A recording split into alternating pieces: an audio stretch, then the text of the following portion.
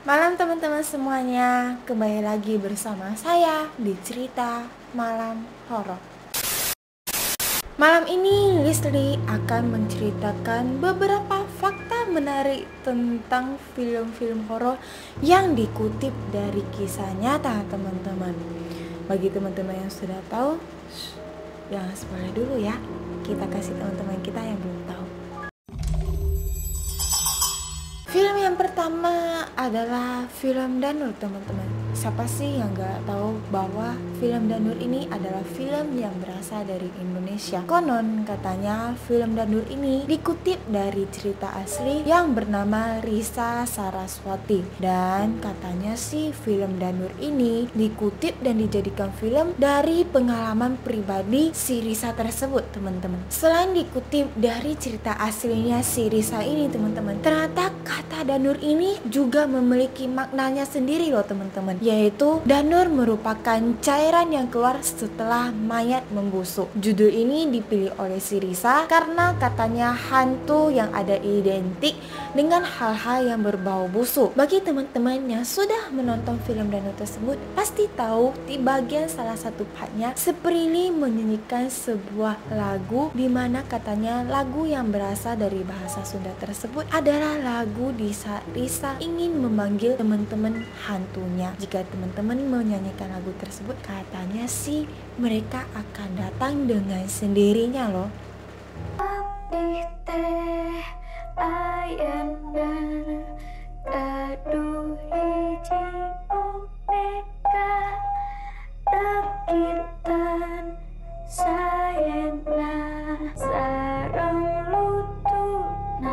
Selanjutnya ialah di mana pada saat pemutaran perdana film Danur I Can See the Ghost ini teman-teman, ada 5 bangku yang sengaja dikosongkan yang katanya memang ditempati oleh teman-teman hantu si Risa ini. Bangku tersebut dibalut dengan kain putih dan diletakkan benda-benda kesayangan teman-teman hantu si Risa ini.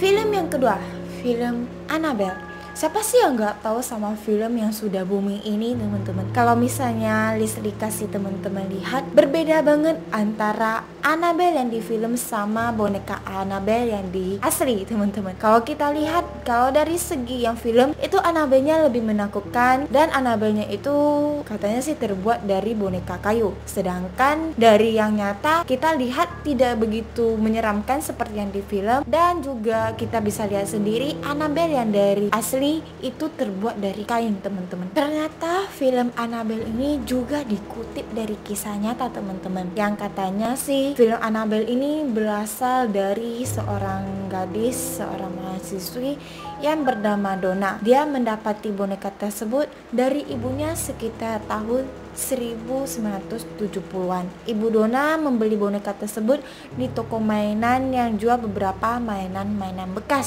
Saat itu Donna masih tinggal di apartemen bersama temannya. Donna sangat senang mendapati hadiah dari ibunya teman-teman. Sampai-sampai Donna mengambil boneka tersebut ke apartemennya. Awalnya sih tidak ada sesuatu hal yang aneh terjadi, tapi ada suatu hari Donna ini mendapati atau menemukan bahwa boneka Annabelle ini bisa berpindah tempat teman-teman. Dan itu bukan terjadi cuma satu hari doang, tapi hampir setiap hari si Donna ini merasakan bahwa boneka Annabelle ini bisa berpindah-pindah. Setelah mengalami teror demi teror teman-teman, akhirnya si Donna ini sudah tidak tahan lagi dan dia memutuskan untuk memanggil paranormal ternama, yaitu Ed Warren dan juga Lorraine Warren teman-teman. Paranormal itu berkata bahwa di boneka ini dihantui oleh arwah yang berusia 7 tahun, di mana Annabelle ini dibunuh di apartemennya si Donna tersebut. Memanggil seorang pendeta untuk melakukan ritual pengusiran setan.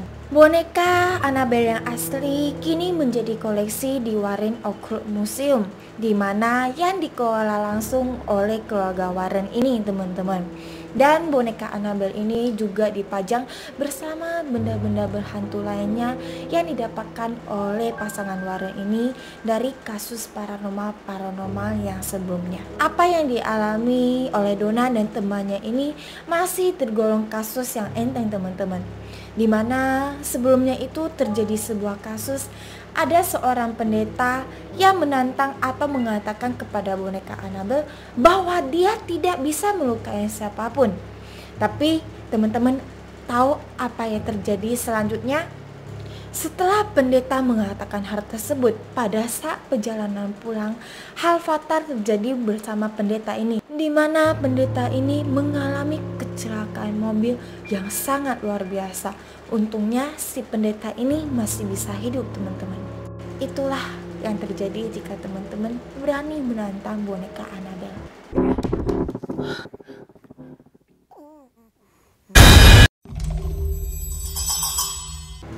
Film ketiga ini ternyata ada versi aslinya loh teman-teman.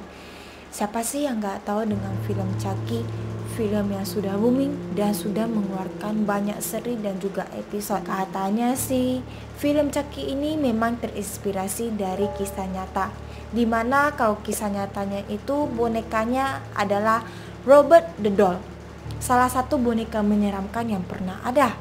Menurut kisah yang beredar, boneka terkutuk ini membawa banyak sekali musibah untuk orang-orang sekitar. Boneka Robert ini berupa boneka kecil yang mengenakan pakaian pelaut berwarna putih, dan juga di pangkuannya itu ada seekor anjing kecil teman-teman. Boneka ini dulunya dimiliki oleh Robert Engines Otto, seorang pelukis asal Key West ketika masih kecil sekitar tahun 1906.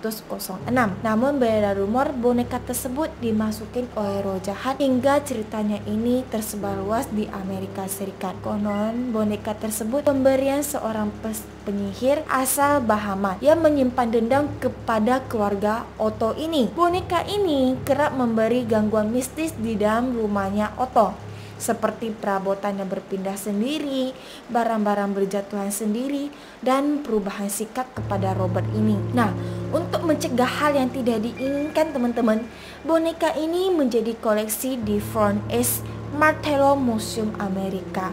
Katanya juga jika teman-teman pergi ke museum tersebut, teman-teman harus meminta izin dulu jika teman-teman ingin memfoto boneka Robert ini. Jika tidak, katanya sih ada beberapa orang yang sudah terkena musibahnya, seperti mengalami kecelakaan, hartanya hilang, ataupun katanya ada sampai anaknya yang gagal nikah. Dan mau gak mau mereka harus ke museum itu untuk meminta maaf kepada boneka Robert tersebut. Welcome to Castle and Car.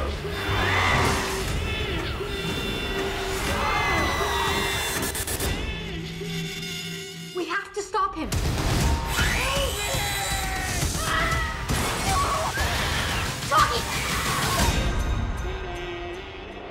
Good night, Andy. Film keempat yang berjudul Hongi Shoni Hai, atau kalau Leslie artikan adalah gadis kecil berbaju merah teman-teman. Film ini adalah film asal dari Taiwan. Nah, film ini juga ternyata dikutip dari kisah asli teman-teman. Katanya di Taiwan itu terkenal sekali sama hantu gadis kecil berbaju merah, dimana hantunya ini sering menghasut atau sering menghipnotis orang tua untuk pergi ke suatu gunung angker. Katanya sih ada sebagian orang tua itu hilang, tidak bisa ditemukan lagi. Ada sebagian yang bisa ditemukan dengan kondisi yang sudah sakit, dan ada sebagian dengan kondisi yang sudah meninggal. Pernah ada satu kejadian asli di mana ada segerombolan orang lagi mendaki gunung teman-teman. Pada saat pergi lagi mendaki gunung tersebut, tidak ada terjadi hal-hal mistis atau hal-hal yang menyeramkan. Tetapi pada saat pulang, mereka menemukan satu sosok gadis kecil yang memakai baju merah dengan wajah yang seram dan muka yang putih. Video ini ditemukan pada saat salah satu dari mereka sudah meninggal, teman-teman. Turun dari gunung itu gak lama kemudiannya bapak-bapak ini meninggal karena teman-temannya ini kangen dengan beliau. Akhirnya mereka memutar ulang video tersebut. Pada saat mereka memutar ulang, mereka heran. Kenapa ada seorang gadis yang ikut turun bersama mereka? Padahal saat mereka pergi tidak ada membawa gadis kecil, teman-teman. Akhirnya berita ini heboh dan masuk ke TV show Taiwan. Gak lama kemudian terbentuklah film yang bernama Hongi Xiao Ni Hai atau Gadis Kecil Berbaju Merah. 我留下药，您快找。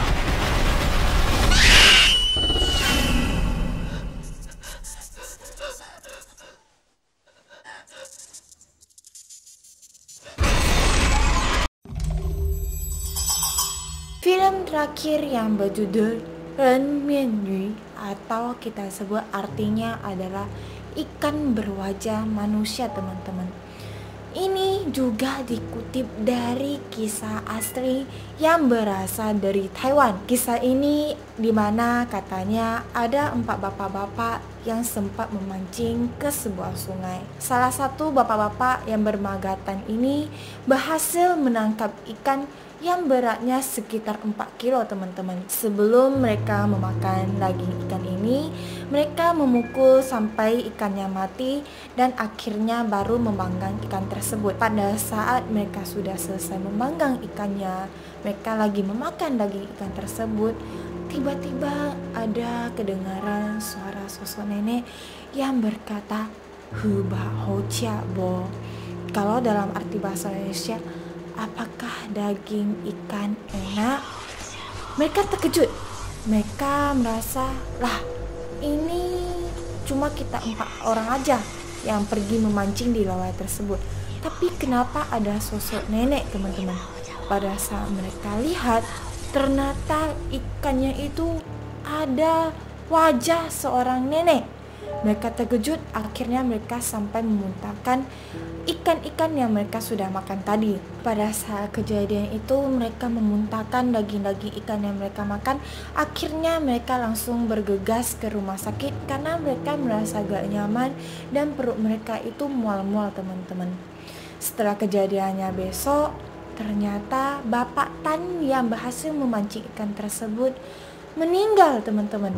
Kata dokter sih kena serangan jantung.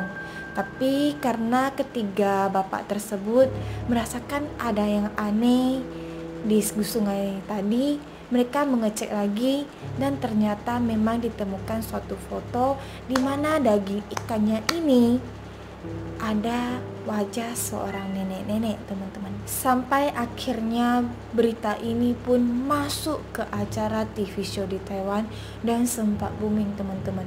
Dijadikanlah sebuah film yang berjudul Ren Mian Yu atau artinya kita sebut ikan berwajah manusia. Nah, kalau di film itu agak sedikit berbeda dengan yang asli, teman-teman. Kalau di film lebih menceritakan si Bapak Tan ini setelah memakan daging ikan tersebut, dia kerasukan dan membunuh keluarganya dengan sadis. Kalau misalnya teman-teman penasaran, list ada cantumkan 5 video yang disebutin di bawah sini biar teman-teman bisa menonton seperti apa alur ceritanya. 我应该在外面裸拉手啊，不知道他会干出什么事情。你是不是新年叫好势去台南哈？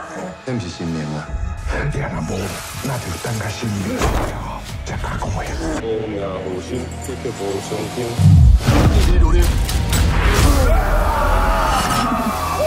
Jika teman-teman suka video ini, jangan lupa di like, di subscribe, dan juga dibagiin ke teman-teman yang lain. Kita ketemu lagi di the next video.